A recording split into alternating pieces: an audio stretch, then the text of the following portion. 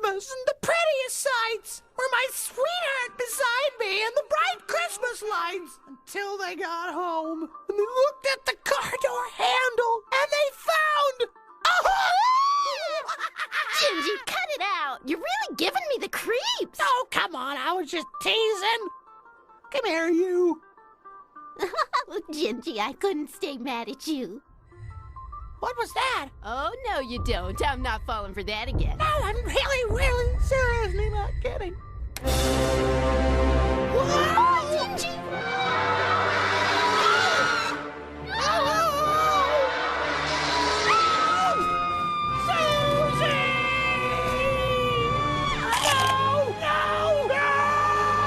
That's the most ridiculous thing I've ever heard. Now you know that's not how it goes. You weren't there! That's enough. He's ready to talk.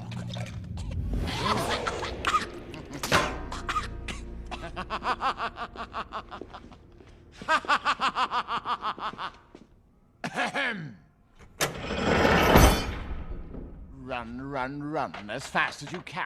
You can't catch me. I'm the Gingerbread Man! You're a monster! I'm not the monster here. You are. You and the rest of that fairy tale trash poisoning my perfect world. Now tell me, where are the others? Eat me! I've tried to be fair to you creatures. Now my patience has reached its end. Tell me, or I'll... No, not the buttons! Not my gumdrop buttons! All right then, who's hiding them? Okay, I'll tell you. Do you know the Muffin Man? The Muffin Man? The Muffin Man. Yes, I know the Muffin Man. Who lives on Drury Lane? Well, she's married to the Muffin Man. The Muffin Man? The Muffin Man! She's married to the Muffin Man. My lord, we found it. Well, then what are you waiting for? Bring it in!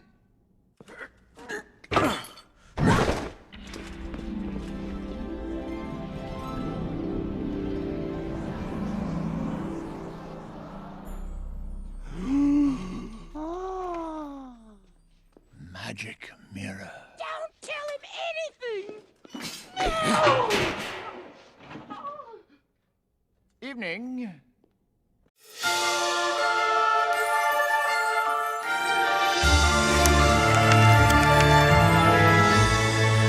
This is the story of the Gingerbread Man.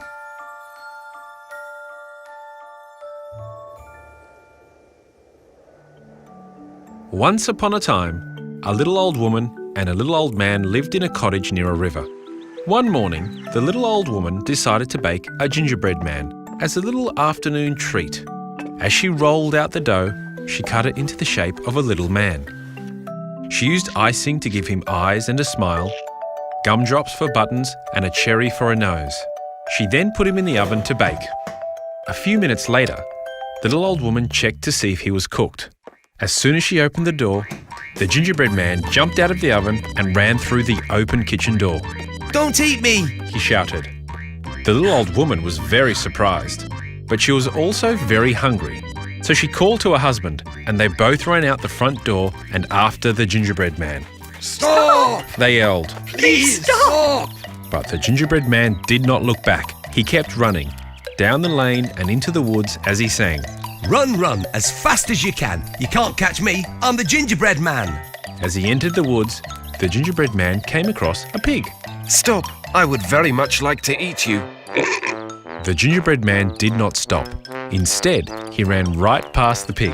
I've outrun a little old woman and a little old man. And I can outrun you too. Run as fast as you can. You can't catch me. I'm the Gingerbread Man. It was not long before the gingerbread man saw a cow grazing at the edge of the woods. Stop, little man. I'm very hungry.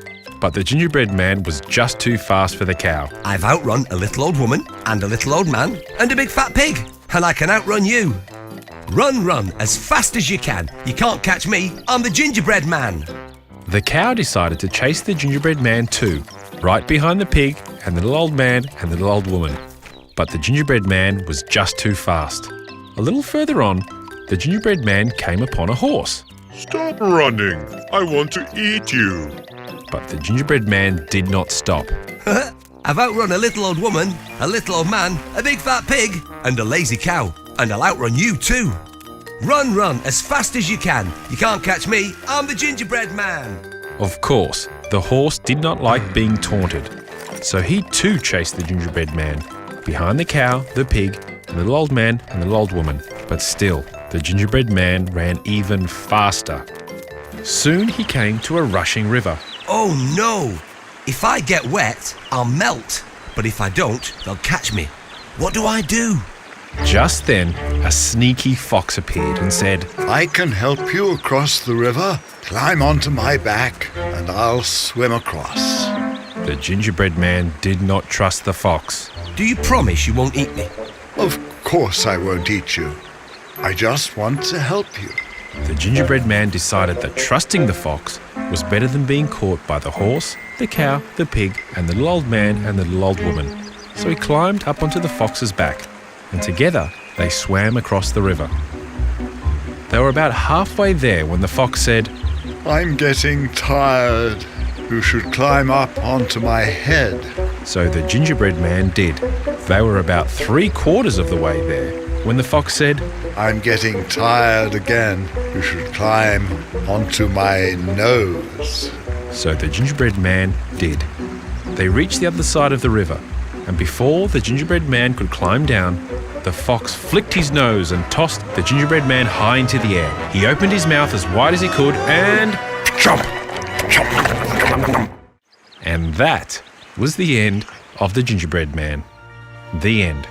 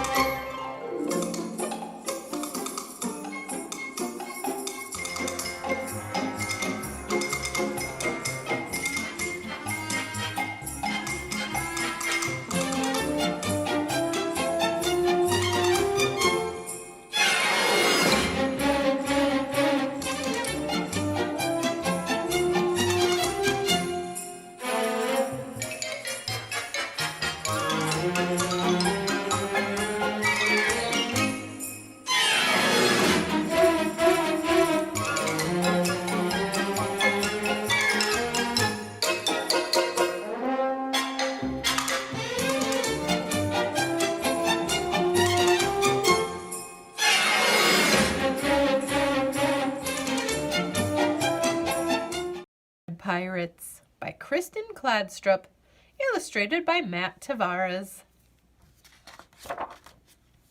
It was Christmas Eve and Jim and his mother were making gingerbread men. "Let's make a pirate crew," said Jim, and so they did. The captain had a gingerbread cutlass and a peg leg made from a toothpick. Jim loved him best of all. "You'd better leave some pirates out for Santa Claus to eat," said his mother. "Not Captain Cookie," said Jim. At bedtime, Jim took the captain to his room. "I wish you had a ship," he whispered as he climbed into bed. Then he lay awake, listening for reindeer hooves on the roof. Captain Cookie seemed to be listening too. Jim fell asleep, but Captain Cookie went on listening. "Where's my crew?" he wondered. "And who's this Santa Claus who wants to eat them?" When the house was quiet, he swished his cutlass through the air. He tested his peg leg. Tap, step, tap, step, tap, step. He climbed down into darkness. Then he ran. Step, tap, step, tap, step, tap. He ran until he came to a cliff. He dropped his cutlass over it, then followed. He found his cutlass and then another cliff. So he did it all again, one cliff after another, until he reached the bottom. Then Captain Cookie had a shock. A mouse was nibbling on his cutlass. "Why, it's half gone!" cried the captain. He grabbed the cutlass and slashed at the air. "Oh, it's ruined!" he moaned, and off he went. Stomp tap, stomp tap, stomp tap. "Merry Christmas!" called the mouse. "Christmas? What's that?" thought the captain. Then he turned a corner and saw something that astonished him. A huge tree with stars in its branches. "Ahoy there!" called a voice. Looking up, Captain Cookie saw two pirates climbing down toward him. "My crew," he thought.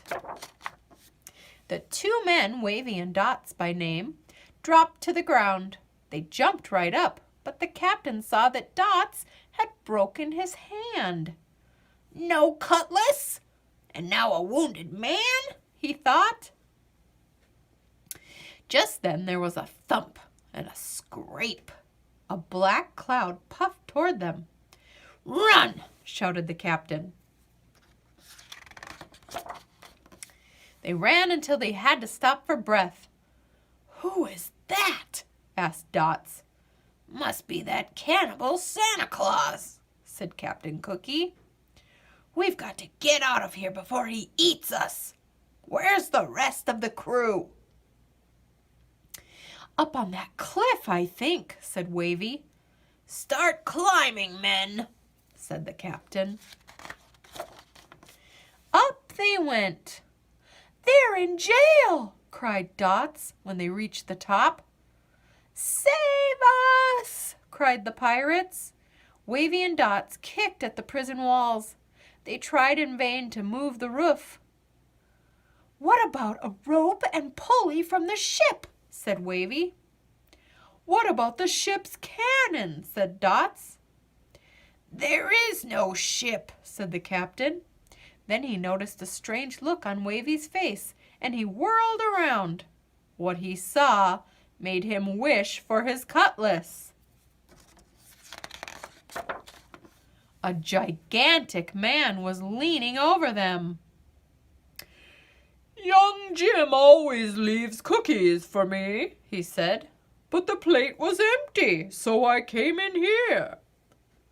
"Look out, boys," ordered the captain. The big man lifted the prison roof and peered in. "Don't you eat my crew," shouted the captain, raising his fists. The big man blinked. "This is your crew?" he said. "Yes," said the captain. "And who are you?" "I am Santa Claus, and I swear by my sleigh I won't eat your men." "Sleigh? What's that? Some kind of ship?" "That's right." "Swears by his ship? can't be all bad, thought the captain. Still, he was suspicious. What are you doing here? He asked. Why, it's Christmas. Christmas, said Captain Cookie. I wish somebody would tell me what that is. Santa Claus laughed. Follow me, he said. I'll show you a bit of Christmas. Back beside the starlit tree, the pirates watched as Santa Claus reached into an enormous bag. What have you got there? The captain began. It's a ship, Wavy shouted, and the next thing Captain Cookie knew, his men were swarming its decks and rigging. There's cannons and cutlasses, cried Dots. The sky glittered with stars. The captain rubbed his eyes. Real pirates, he thought, and a real ship. He turned to look back. Merry Christmas, he called. But Santa Claus was already gone.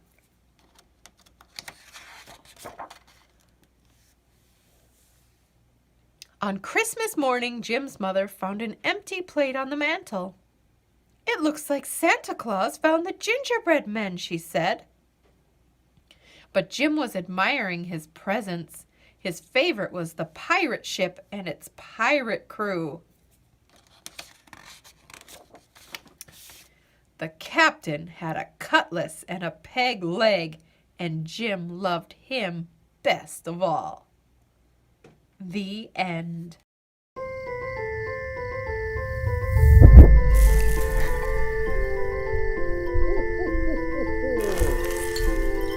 You guys go ahead without me. I've been out of the oven too long